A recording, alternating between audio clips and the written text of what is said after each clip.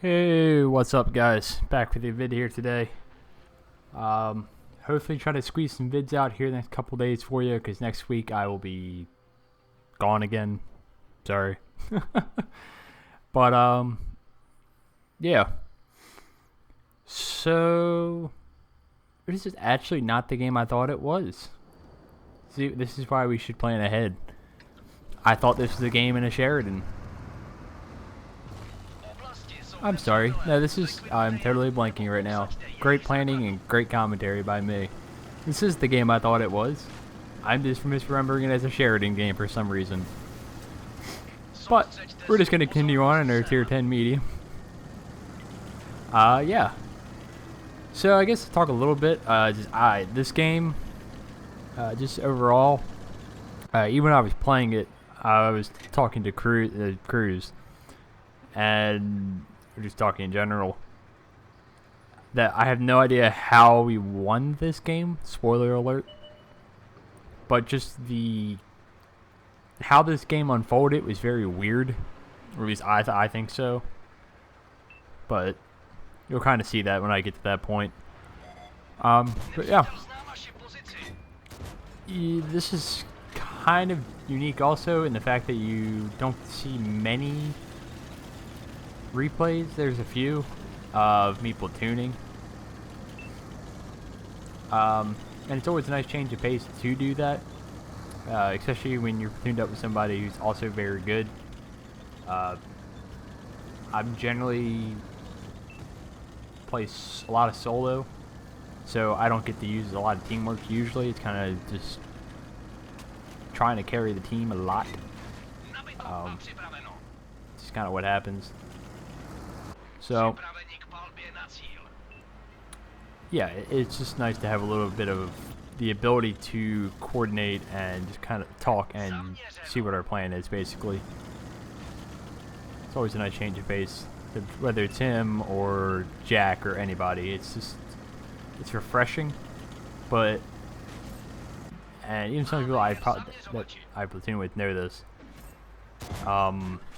I don't care to do more than probably, say, 2 people in the platoon. Just because, one, I don't care for 4 and 5 man platoons in the first place. The idea I don't think is good, but we're not getting into that this video. But it also is a struggle. This is the main reason I don't, to have good games in 4 and 5 man platoons, basically. With who I generally play with, just because it usually just turns into everybody getting about 2,000 to 3,000 damage in tier 10 games. It's just what happens. Granted, if you want to win a lot of games, yeah, you can. That's a good way to do it. But, and don't get me wrong, I like to win. That's fairly obvious, especially if you watch streams. But I like having good results and good games. Those big games that you all see sometimes. So, yeah, I like that aspect of the game as well. So, it's hard to do that in those type of platoons. So, at this point, this game's kind of just funky. They've won the city and we've won the field, sort of. There's still a few stragglers near their base in a fairly strong position, which you can't really push. Well, at least you can't push in the tank I'm in or that Cruz is in. We're both in tier 10 mediums with very little armor. So I think at this point I said, okay, I'm going to get out of that position. I was just in the middle of a field and they were starting to come back, and I would have been caught in the open and killed.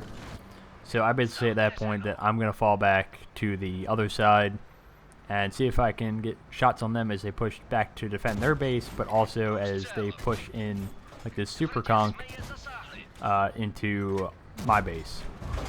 So we get one shot into him, I believe, 1 or 2.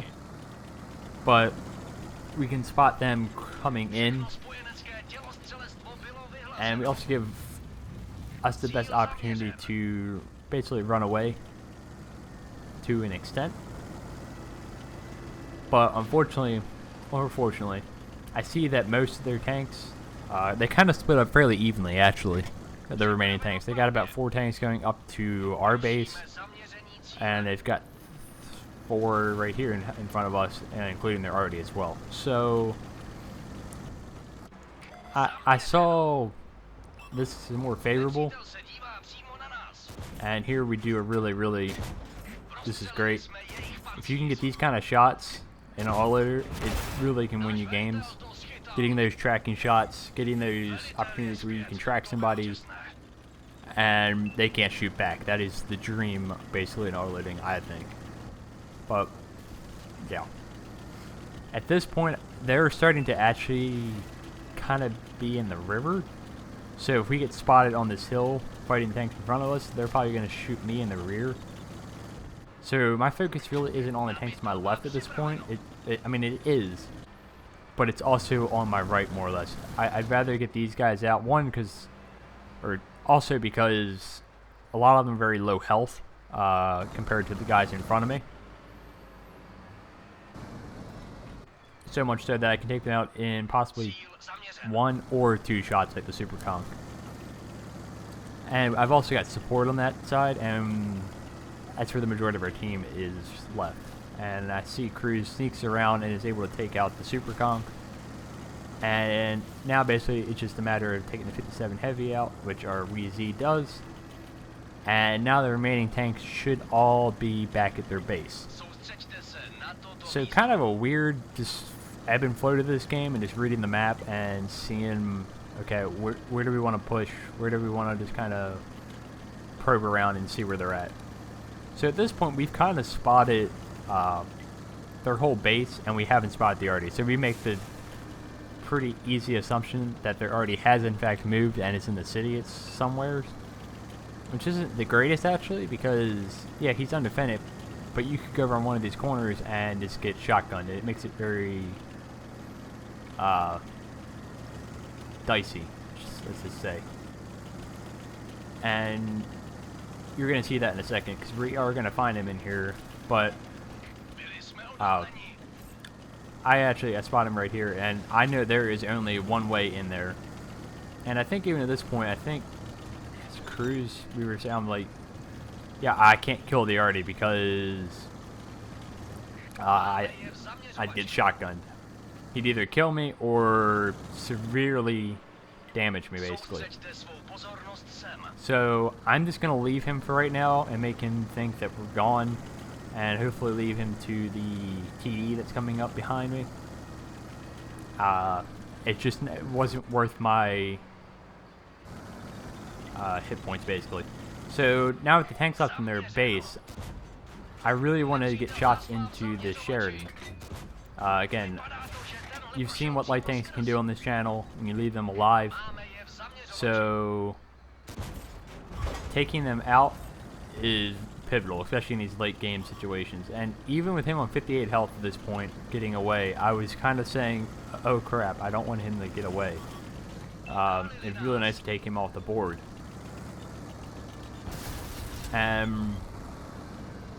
Unfortunately, he does, but right now he's just out of my render range, basically. But he is spotted still by my Centurion. And right now I'm just trying to get under the gun of this 46 Patton. He has a good amount of gun depression, so it's kind of difficult. And we're going to have to make a risky play to do it. And get over here to my left and just barely dodge the shot from him. Now, the issue with this play is if the waffle was right there, it would have been such an issue. And unfortunately, we have some armor on this thing, so we do bounce the 46 Patton shell. Unfortunately, we don't have a ton of gun depression, so we miss our last shell on the waffle, but it's not a huge deal. We weren't going to kill him anyways. It would have made him a one-shot, which is always nice, but I don't think it's going to make or break the game at that point. But you never know. It's always nice to get as many shots in as possible. So now we're just waiting for the reload to kick in, and hopefully we'll be able to take the waffle out. There's really nowhere he can hide that giant tank in front of us. I'm actually, at this point, I think the most worried about the Patton. He seems like he's playing a fairly good game. So I'm a little cautious on where he's at. I see their Chinese DD kind of pokes over, and he doesn't quite have, I guess, the gun depression. And we're just going to, well, finish off the waffle. And instead of reloading at this point, I check for the health on the Patton and see that he is in fact a two-shot for us if we pen both rounds here. So we're going to dip low and see that he just fired. Unfortunately, I really wish he had kept going up. And we're going to just push him and hopefully take him out of the game right now. And we do. And unfortunately, the Sheridan does get another shot into me, which leaves me as a one-shot. But I'm not too worried because our Centurion is fairly healthy and he's doing the pretty right play at this point. At least I think so. And he's just charging right at him. If you let the Sheridan run away, depending on how good his crew is, he could outspot us. And he only has to outspot me once at that point and then kill me. So probably the better play right there, just to run right at him. And we're able to win that game somehow. So again, only a first class, but I thought it was a fairly decent game to show, just for the fact that it was kind of all over the place in terms of what we were doing, and I think it was good for this style of commentary. But again, that's all for today. Hopefully I'll crank another video out tomorrow, and we'll see you next time. Peace.